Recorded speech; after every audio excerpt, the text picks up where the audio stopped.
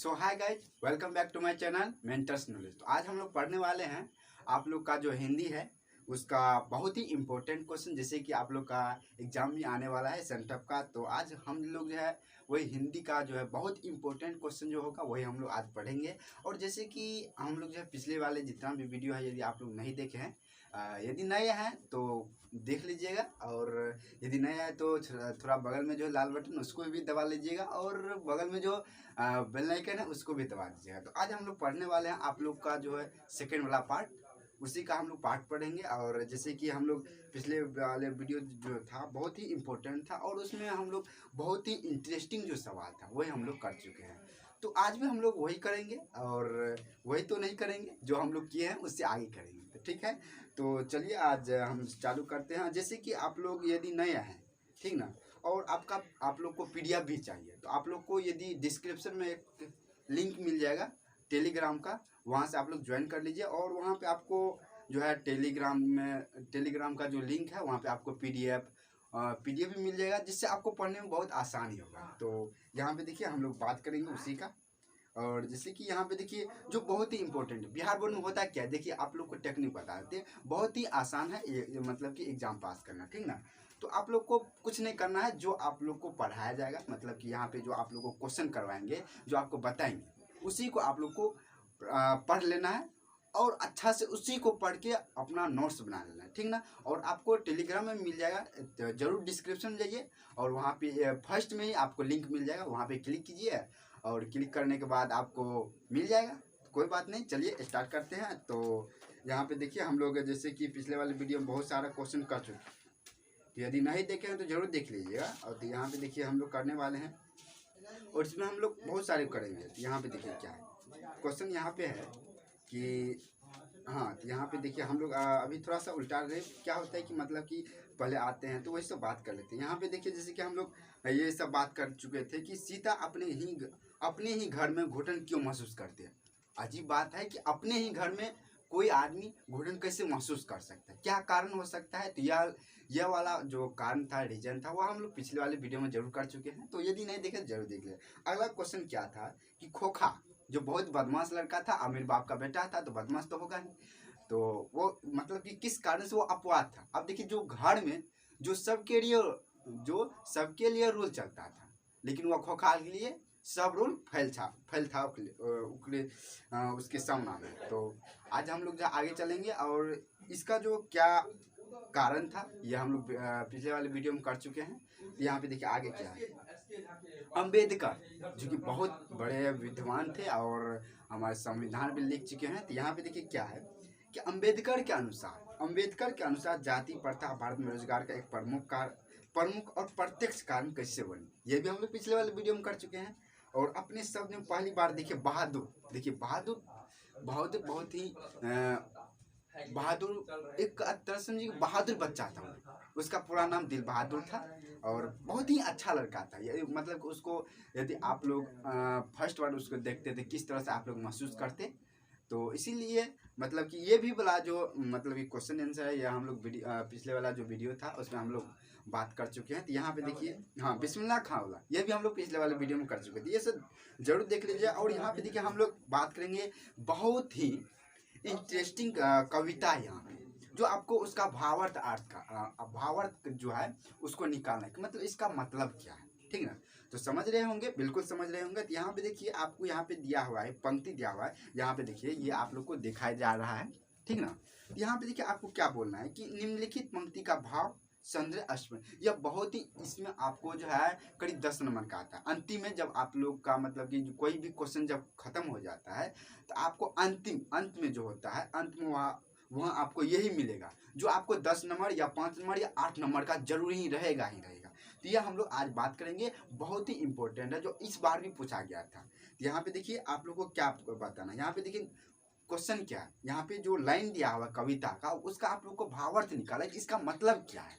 समझ रहे हैं, बिल्कुल समझ रहे होंगे। यहाँ पे देखिए धूप में बारिश में, क्या है, धूप में बारिश में, गर्मी में सर्दी में, हमेशा चौकन्ना अपनी खाकी वर्दी में। अब देखिए कविता है, क्या है, ये कविता है। आपको ये इस कविता का जो क्या निकालना है, भावार्थ निकालना, मतलब निकालना है। देखिए बहुत ही इंटरेस्टिंग कविता है, पोएम है। तो यहाँ पे देखिए क्या है, धूप में बारिश में, गर्मी में सर्दी में, आप शायरी मत समझ लीजिएगा, ठीक ना। बहुत सारे शायरी भी सुनते होंगे। तो यहाँ पे देखिए, धूप में बारिश में, गर्मी में सर्दी में, हमेशा चौकन्ना अपनी खाकी दौड़ क्या है, वर्दी में, अपनी खाकी वर्दी में। अब देखिए इसका भावार्थ क्या है, बहुत ही इंटरेस्टिंग है। यहाँ पे देखिए, प्रस्तुत काव्य जो है, मतलब ये जो कहानी है 4 लाइन का, ये जो कहानी है प्रस्तुत काव्य पंक्ति हमारे पाठ्य पुस्तक, क्या है, हमारे पाठ्य पुस्तक कौन सा है, गोधूली, आप लोग जानते होंगे बिल्कुल। हमारे पाठ्य पुस्तक के एक वृक्ष की हत्या, क्या है, इस कविता का नाम क्या है, एक वृक्ष की हत्या, समझ गए होंगे बिल्कुल इसका। अब इसका जो कहानीकार है, इसका भी आप लोग समझ गए होंगे, किस कहाँ से है, किसका मतलब कितना अध्याय, ये भी आप लोग को लिखना जरूरी पड़ता है वहाँ पे, ठीक ना। इस तरह से आपको वहाँ पे लिखना पड़ेगा जिससे आपको एक भी नंबर नहीं कटेगा।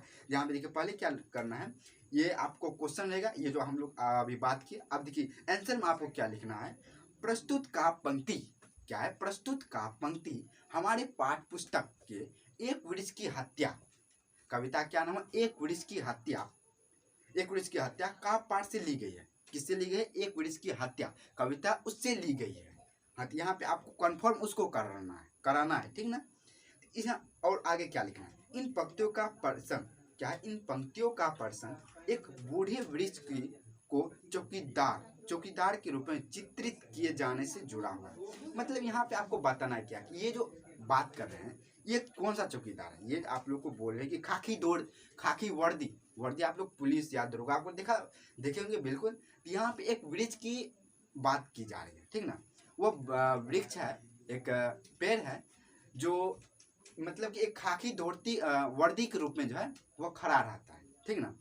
मतलब कि वैसे ही देखने में उसको लगता है। और जो फौजी है वह घर जो आता है तो उसको मतलब वो जो वृक्ष है उसको वैसे ही मतलब कि सेम टू सेम उसको वैसे ही मतलब कि देखने के नजर आता है, देखने के बाद। यहाँ पे देखिए आगे क्या कहता है वो, आगे मतलब कि क्या बोलते हैं, यहाँ पे देखिए, इन पंक्तियों का प्रसंग एक बूढ़े वृक्ष, क्या है, वृक्ष क्या है, एक बूढ़ा वृक्ष, मतलब कि वो जो वृक्ष है बहुत साल का वृक्ष है। और उस वृक्ष की यहाँ पे जो है बात चल रही है। यहाँ पे देखिए क्या है, एक बूढ़े वृक्ष की को चौकीदार के रूप में चित्रित, मतलब कि उसको, वह जो बहुत सालों का वृक्ष है उसको एक चौकीदार के रूप में, क्या है, एक चौकीदार के रूप में चित्रित किए जाने से जुड़ा हुआ है। मतलब कि वह जो ऐसे खड़ा हुआ है, ठीक ना। और उसको जब जिसके द्वार पर हुआ है उसको देखने के बाद उसको लगता है कि मतलब यह एक चौकीदार के रूप में खड़ा हुआ है। और उसको आने के बाद उसको इस तरह से फीलिंग होता है कि मतलब कोई चौकीदार रहता है, आने के बाद उसको सलाम या हाय हेलो जो होता है वह करता है। तो मतलब उसको उसी तरह का फीलिंग होता है जब वो घर आता है बाहर से कहीं पे, तो उससे सवाल पूछता है कि आप कौन है। मतलब ये लेखक को जब उसी तरह का उसको फीलिंग आ जाता है। चलिए आगे देखते हैं, बहुत इंटरेस्टिंग है। अब देखिए आगे क्या है, कवि कहता है, अब देखिए कवि मतलब कि ये जो राइटर है ये क्या कहते हैं, कवि कहता है कि कोई भी मौसम हो, क्या है, कि कोई भी मौसम हो, जैसे यहाँ पे है कि धूप में बारिश में, गर्मी में सर्दी में, हमेशा चौकन्ना अपनी खाकी वर्दी में। देखिए बहुत ही इंटरेस्टिंग है। यहाँ पे देखिए कवि कहता है कि कोई भी मौसम हो, धूप अथवा बारिश। अब देखिए धूप भी कितना चौकीदार होता है कि धूप में चला गया घर, लेकिन यह वैसा चौकीदार है जो धूप में भी बारिश में भी, क्या है, कि जो धूप में अथवा बारिश हो, चाहे गर्मी या सर्दी का माह हो, बूढ़े वृक्ष को देखकर लगता है कि वह हमेशा सतर्कता के साथ निडरता और तप्त, मतलब कि जो मतलब कि तपतापुर, मतलब कि जो धूप से उसको कोई डर नहीं, मतलब कि एक होता है ना तापमान, उससे मतलब कि गर्मी से उसको कोई भी डर नहीं। चले आगे देखते हैं, तप्त पूर्वक हो, मतलब कि वह जो है चाहे गर्मी हो सर्दी हो, वो मतलब कि उसको उस पर कोई फर्क नहीं पड़ता है इसका, ठीक ना। चलिए आगे देखते हैं इसका क्या है। बूढ़े वृक्ष को देखकर लगता है कि वह हमेशा सतर्कता के साथ निडरता खाकी रूपी वर्दी में सबकी रखवाली में खड़ा है। वह लेखक जब देखता है वह वृक्ष को, तो उसको इस तरह का फीलिंग होता है, किस तरह का मतलब महसूस होता है उसको, सतर्कता मतलब कि निडरता, सतर्कता मतलब चारों तरफ देखते हुए पूरा, जैसे कि एक आप लोग एक डॉग को देखा होगा, मतलब कि वह जब कोई अनजान आदमी आता है तो उस पर किस तरह से वो भौंकता है, तो उसी तरह से मतलब कि वृक्ष को मतलब कोई महसूस करता है। जब कोई आदमी आता है तो उससे मतलब कि पूरा सतर्क रहता है वो, कि कौन आदमी आया, कैसा आदमी है। मतलब कि अनजान जो आदमी होता है उसको देख करके बहुत ही वो चौकन्ना रहता है, निडरता के साथ वो पूरा खड़ा रहता है। यहाँ पे देखिए अब आगे क्या कवि कहते हैं, आगे कवि कहते हैं कि यहाँ पे देखिए खाकी रूपी वर्दी में सबकी रखवाली में खड़ा है।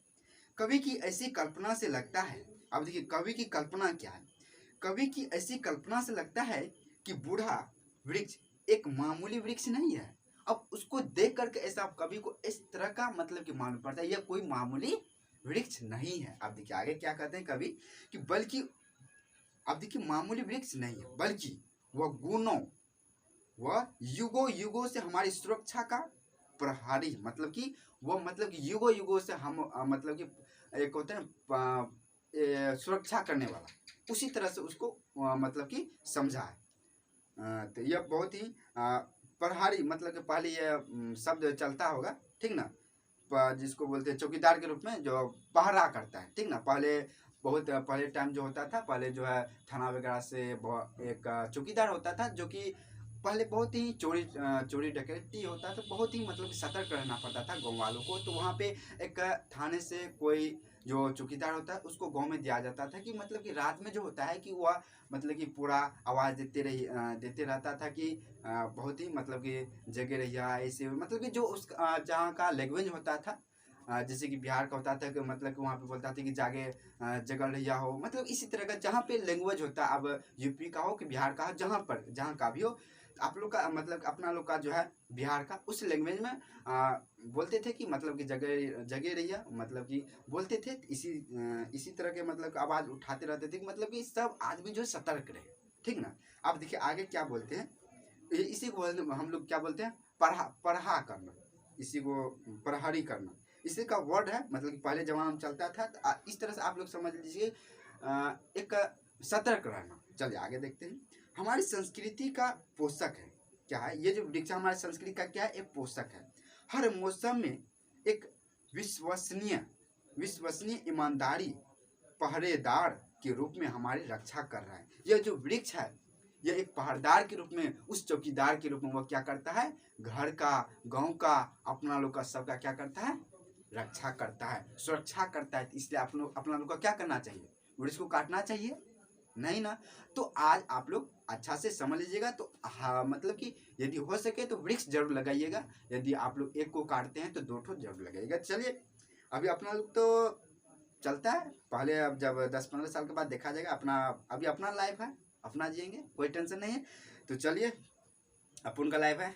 चलिए आप देखिए आगे क्या है, ये भी बहुत ही इंटरेस्टिंग है जो कि हमारे हैं कि हमारी नींद, देखिए बहुत ही, आप देखिए अपना नींद मत समझ लीजिएगा, यह हमारी नींद, ये आप लोग का जो कविता है, क्या है, कविता आप लोग का किताब का है, आप लोग का बुक का जो गोधुली नाम का एक बुक है आप लोग का 10th क्लास में, उसी का है।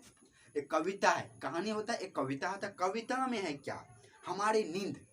अब देखिए यहाँ पे जो ये जो दिया हुआ है इसका हम लोग भावार्थ समझेंगे, अर्थ समझेंगे। क्या है कि हमारी नींद शीर्षक कविता में कवि ने किन अत्याचारियों का जिक्र किया है। अब देखिए ये जो है हमारे नींद, इसमें शीर्षक जो है कवि जो है वो किन अत्याचारों का जिक्र किया है, उसको यहाँ पे आप लोग को बताना है, किन अत्याचारों का जिक्र किया है और क्यों किया है।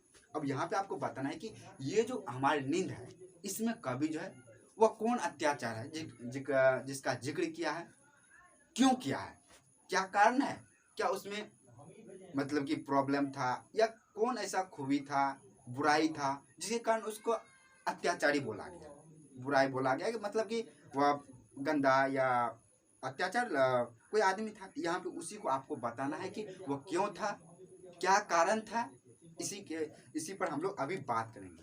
तो ये जो बहुत बड़ा हो जाएगा इसी में, तो हम लोग सिर्फ 2 क्वेश्चन करेंगे, यह बहुत ही इंपॉर्टेंट है। यदि आपको ये 2 क्वेश्चन पूछ देते तो 20 नंबर पक्का है, 20 नंबर या 16 नंबर, हाँ 10 नंबर, 8 नंबर या 5 नंबर, कम से कम 5 नंबर, ज़्यादा से ज़्यादा 10 नंबर का आता है, ठीक ना।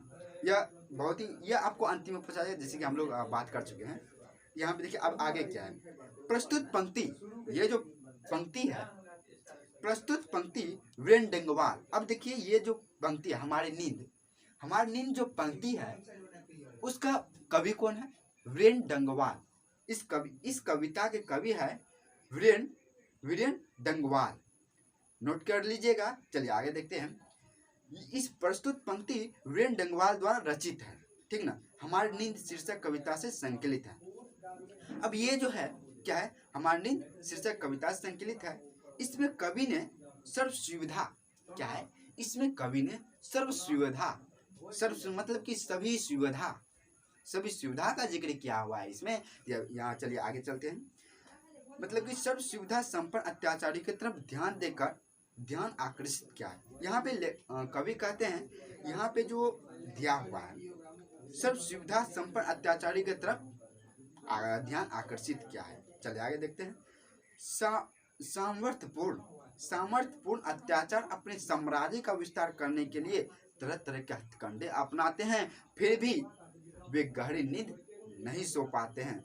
अभावों के बीच भी भद्र मनुष्य चिंता रहित एवं आधा पूर्ण जीवन जी लेता है। सब उसी की नींद जीवन के अंत मन को सुख देती है। अब यहाँ पे इसका कहने का मतलब यह है कि जो अत्याचारी लोग होता है, जैसे आप लोग चोर को जानते हैं, यह भी कहा जाता है कि चोर के छप्पर कभी खर नहीं रहता है। इसी मतलब कि बहुत पुराना कहानी आती है, एक तरह से आप लोग समझ लीजिए कि कहने का अर्थ है, ठीक ना।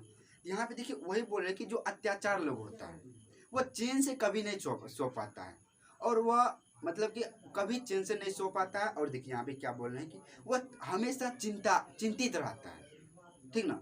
हमेशा खुश नहीं रहेगा, ये चिंता वह चिंता, मतलब कि उसको हमेशा कोई ना कोई चिंता रहता है, हमेशा खुश नहीं रहता है। उसके बाद कि वह चैन का नींद नहीं सो पाता है।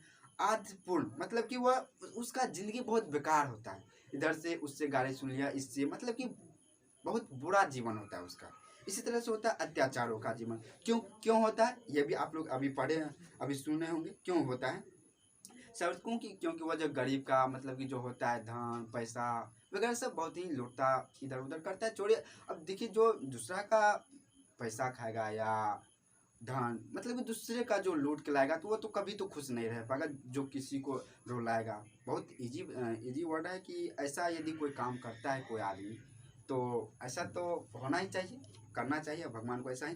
तो यहाँ पे आप लोग समझ गए होंगे इसका भावार्थ। यहाँ पे देखिए आपको एग्जाम में करना कुछ नहीं, सब्जेक्ट है तो बहुत आसान है, ठीक। आपको 2-3 लाइन लिख देना है, बस उसी क्वेश्चन को लिख देना, अपना मन से लिख देना है और कुछ नहीं करना, ठीक। यहाँ पे जैसे आप लोग को बताए कुछ इसका वर्ड आपको समझ में आ गया होगा। यदि आपको अभी बोला जाए कि इसके बारे में कुछ लिखना है, इजी बात है, आपको लिख देना है। मतलब कि अब मतलब कि ये अत्याचारी लोग क्यों नहीं, मतलब आप समझ लीजिए कि चोर, ठीक ना, जो चोर डकैत होता है वो खुश क्यों रहता है, उसी के बारे में आपको सोच करके लिख देना है कि मतलब वह चोरी करता था, दूसरे का धन लूटता था, दूसरे को रुलाता था, मतलब कि इसी कारण से वो मतलब कि वो हमेशा दुख रहता था। आज इसका चोरी करना है, आज उसका माल लाना है, ये करना है वो करना, मतलब कि हमेशा पूरे दिन जो हुआ यही समय यही जो सोचो इसी समय डुबा रहता था, कभी वो खुश नहीं रहता था। आज इसका रुपया लूटना है, कल इसके घर में लूटना है, कल उसका रुपया लूटना है, कल इसको मारना है, मतलब कि इसी के चिंता में लगा रहता था। कल ये बंदा को लाना है, ये करना है वह करना है, मतलब कि ये आप लोग समझ गए होंगे। तो यदि आप लोग और करना चाहे तो जरूर कीजिएगा। यहाँ पे देखिए बहुत ही इंटरेस्टिंग कहानी सब यहाँ पे देखिए, बहुत ही इम्पोर्टेंट है। यहाँ पे देखिए, अब देखिए एक और कर लेते हैं यहाँ पे देखिए, निम्नलिखित गद्यांश से पूछे गए प्रश्न के उत्तर दें। यहाँ पे जो आपको गद्यांश दिया वो कविता में से ही है, जो आपको यहाँ पे बताना है कि भारत माता ग्रहवासिनी, क्या है ग्रामवासिनी मतलब गांव में रहने वाली, क्या है गांव में रहने वाली। यहाँ पे आप लोग को यह बताना है कि भारत माता ग्रामवासिनी खेतों में फैला है श्यामा, क्या बताना है। यहाँ पे बोलने का अर्थ है कि भारत माता ग्रामवासिनी खेतों में फैला है श्यामल, धूप भरा मेला सा आंचल, गंगा यमुना में आंसू जल, मिट्टी की प्रतिमा उदासीन। अब देखिए यह जो कविता है यह किससे लिया गया है, कौन लेखक लिखा है, मतलब कि ये आपको यहाँ पे बताना है।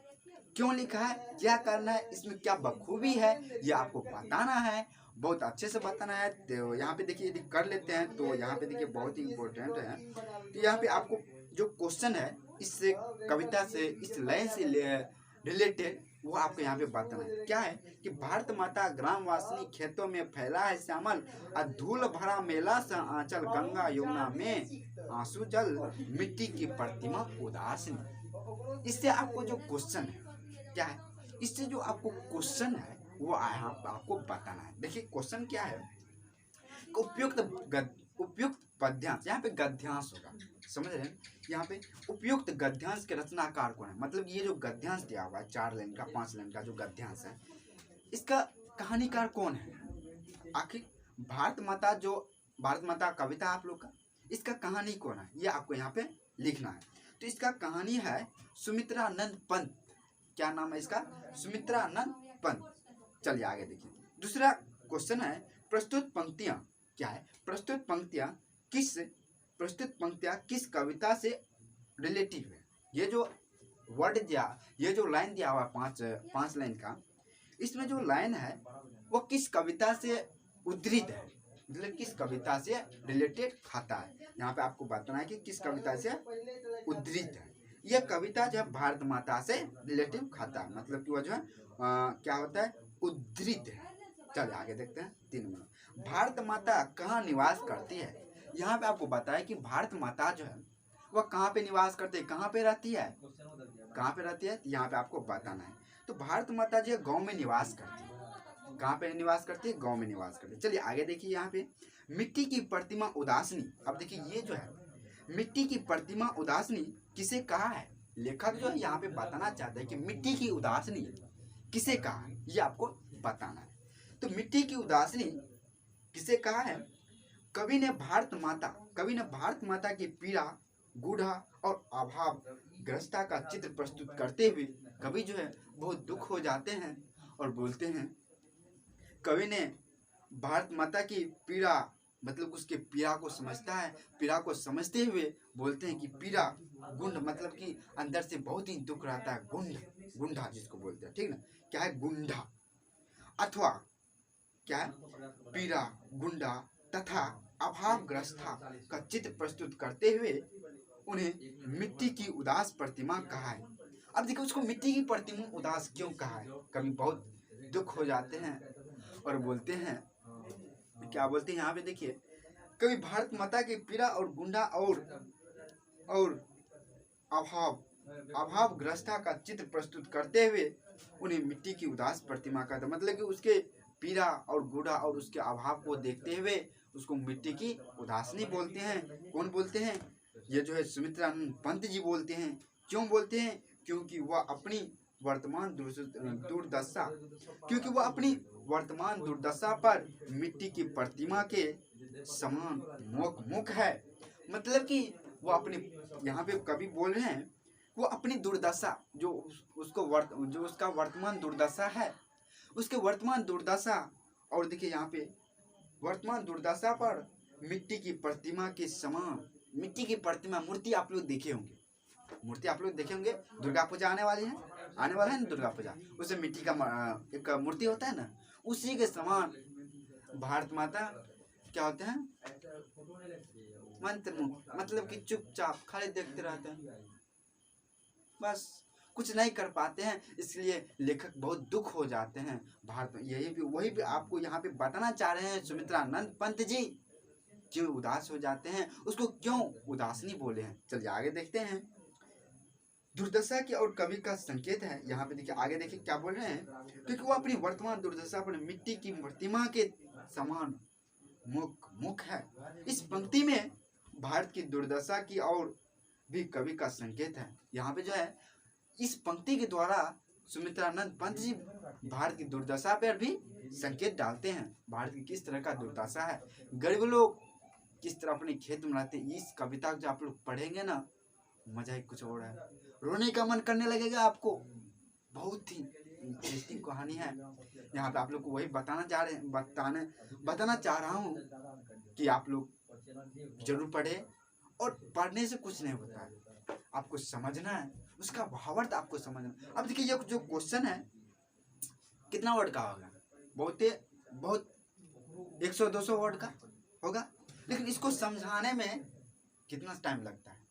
अरे समझना, उस कविता को पढ़ करके समझना कितना इंटरेस्टिंग है, रोने का मन करने लगेगा आपको। बहुत ही सुमित्रानंद पंत जी बहुत ही अच्छा तरीका से इसको जो है वहाँ पे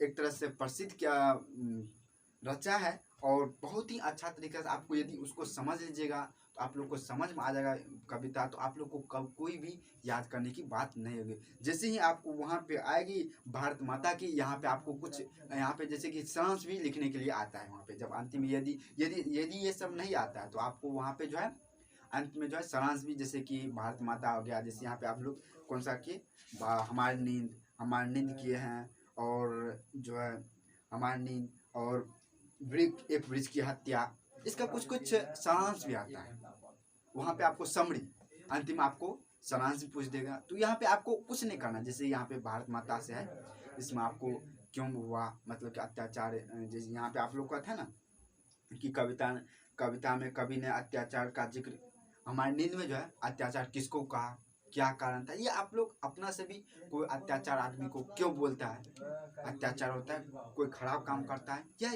इसी तरह से होता है। अब देखिए आगे क्या है, इस तरह मतलब भारत माता क्यों उदास हो जाती है देख करके, इसी तरह से आपको रिलेटिव कोई क्वेश्चन रहेगा, बहुत ही इंटरेस्टिंग क्वेश्चन आता है। और हिंदी में आप लोग को बहुत ही अच्छा से लिखना पड़ता है, बस राइटिंग अच्छा रहना, और कुछ कुछ अपना से सिर्फ इसको याद करके वहाँ पे लिख नहीं देना है, कुछ अपना से भी जैसे कि यहाँ पे आप लोग को बोले कि भारत माता क्यों उदास है, गरीब, क्योंकि गरीब लोग को जब बहुत ही होता है और वो कभी दुख नहीं रहता है, अपना भर दिन वह धूप में और खेत में करते रहता है काम, लेकिन उससे भी जो पैसा आता है उसको भी क्या करता है, मरबाड़ी, जिसका दाम रहता है 17 रुपया, मतलब 1700 रुपया कुंटल, उसका कर देता है 1500, 10, 1000। बहुत दुख हो जाता है, जिसके कारण गरीब जो अपना चैन का नींद नहीं सो पाता है, उसी का श्राप होता है कि वह जो होता है वह भी जिस जो लूटता है वह भी कभी से चैन का नींद नहीं सो पाता है। तो यही सब कारण था जो कि आप लोग को वहाँ पे लिखना है, कभी अपना भी सोचना है कि क्यों यह ऐसा करता है, अत्याचार क्यों कहा। ये तो सिंपल सी बात है कि आप लोग को समझना चाहिए। और भारत माता क्यों उदासी, ये तो सिंपल सा बात है, आप लोग को बहुत ही अच्छी तरीक़ा से। और जो था हमारे ने एक वृक्ष की हत्या, ये भी एक रिलेटिव क्वेश्चन था कि कोई वृक्ष जो है अपना एक चौकीदार के रूप में अपना पहरा करता है, लेकिन जब इस कहानी को आप लोग पढ़िएगा तो बहुत ही दुख हो जाती है जब उस वृक्ष को काट देता है। अंत में बताते हैं कि जब उस वृक्ष को काट देता है तो कभी कितना दर्द होता है, अंदर से बहुत ही दर्द महसूस करता है जब वृक्ष को काट देता है। तो इसी तरह का जो बहुत ही इंटरेस्टिंग कविता था जो आपको बताना पड़ता है वहाँ पे, और अपना मन से लिखना पड़ता है। तो यहाँ पे जैसे कि हम जब थे 10th में, तो हम यही आया था, कोई इसी मतलब कि आया था, तो हम क्या किए थे, इसी तरह से एक दो बार पढ़ लिए थे, जैसे आप लोग को बताएं। यदि आप लोग अच्छा से सुन लिए होंगे और मेरी बात को यदि अच्छे तरीक़ा से यदि मेरी बात को समझ लिए होंगे तो आप लोग को पढ़ने की कोई ज़रूरत भी नहीं होगा। यदि आप लोग को जो टेलीग्राम ज्वाइन करने के बाद जो आपको वहाँ पे PDF मिलेगा, यदि आप वहाँ पे एक दो बार पढ़ लीजिएगा तो आपको कोई भी बुक पढ़ने का कोई ज़रूरत नहीं पड़ेगा, क्योंकि बहुत कम टाइम है और आप लोग को जो है बहुत जल्दी तैयार करना पड़ेगा। क्योंकि सेंट्रल एग्ज़ाम, जैसे कि इंटर का जो है सेंट्रल एग्ज़ाम, वह 19 अक्टूबर को होने वाला है, और जो 10th क्लास का है वो भी निकलने वाला है। तो यदि आप लोग नए हैं तो जरूर चैनल को सब्सक्राइब कीजिएगा, और बहुत जल्द ही 10th क्लास का भी, अभी तो हमको मालूम नहीं है, जैसे कि आप लोग को बताएं। हाँ, तो क्योंकि डेट चेंज भी हो सकता है, तो वहाँ पे यदि हम लोग मेरा वीडियो देख लिए हैं तो चेंज भी हो सकता है, ठीक ना, जैसे कि हम बताए हैं और उसमें कोई चेंज भी हो सकता है, तो कोई बड़ी बात नहीं है। तो यदि जैसे ही मुझे मालूम पड़ेगा तो आपको बता देंगे। यहाँ पे हम लोग 3 क्वेश्चन किए हैं, बहुत ही अच्छा क्वेश्चन था और बहुत ही पूछे जाने वाले क्वेश्चन था, जैसे कि यह बहुत बार पूछे गए हैं। और जैसे कि यहाँ पे आप लोग को 100 क्वेश्चन रहता है, 100 का क्वेश्चन रहता है, और वहाँ पे आपको 50, जैसे कि इस बार 2021 में करीब 100 क्वेश्चन था, ऑब्जेक्टिव 100 क्वेश्चन था और 50 ठो सब्जेक्टिव था। और वहाँ पे आपको जो है करीब 20-25 शो बनाना आता है। तो इसी तरह का क्वेश्चन था, बहुत ही इंटरेस्टिंग क्वेश्चन था और हम जो बहुत जानते थे और मतलब कि जान भी रहे थे, तो हम बहुत ही अच्छा नंबर आया। तो आप लोग देख सकते हैं 90 आया है मेरा। तो इसलिए हम जो है हिंदी का ट्रिक भी जानते हैं। तो यदि आप लोग नए हैं तो जरूर चैनल को सब्सक्राइब कीजिए। आपको गारंटी देते हैं कि हिंदी में आपको अच्छा नंबर आएगा ही, कोई नहीं रोक सकता है यदि आप लोग इस चैनल पर बने रहते हैं। तो चलिए आज के लिए इतना है। यदि आप लोग को वीडियो अच्छा लगा होगा तो जरूर चैनल को सब्सक्राइब कर लीजिएगा। जो अब 2 बार मत चैनल को सब्सक्राइब कर लीजिएगा। एक बार शुरू में क्लिक कर दिए, फिर हो गया, और फिर क्या किए, जाने के वक्त फिर भी क्लिक कर दिए, फिर क्लिक कर दिए, क्या हो जाएगा, फिर जैसा का तैसा, मतलब कि अनसब्सक्राइब। बस प्लीज़ ऐसा मत करना और अपना यहाँ पे बने रहना और जो बगल में जो बेल आइकन उसको भी दबा देना। और इसी तरह से हम लोग लाते रहेंगे क्वेश्चन और करते रहेंगे। तो मिलते हैं अब अगले वाले वीडियो में। आज के लिए इतना ही और वाचिंग करने के लिए बहुत बहुत धन्यवाद। मिलते हैं अगले वाले वीडियो में।